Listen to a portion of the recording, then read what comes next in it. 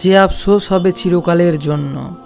আজকে আমরা যেসব ছোটোখাটো আফসোস নিয়ে পড়ে আছি, কাল হয়তো সেগুলো আর মনেই থাকবে না।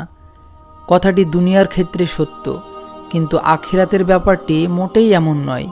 তখন সময়ের আবর্তে কোনো আফসোস হারিয়ে যাবে না, বরং আক্ষেপের মাত্রা ক্রমাগত বাড়তেই থাকবে।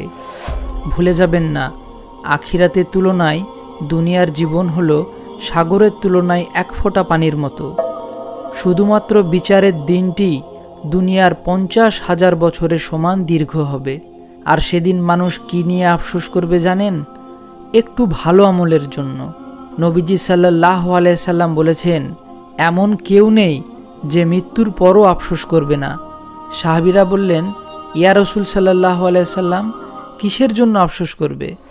নবী করিম সাল্লাল্লাহু আলাইহি সাল্লাম বললেন, সে যদি নেককার হয় তবে আফসোস করবে কেন আরও বেশি ভালো আমল করলো না, আর যদি সে বদকার হয় তবে আফসোস করবে কেন এসব খারাপ কাজ থেকে সে বিরত থাকলো না।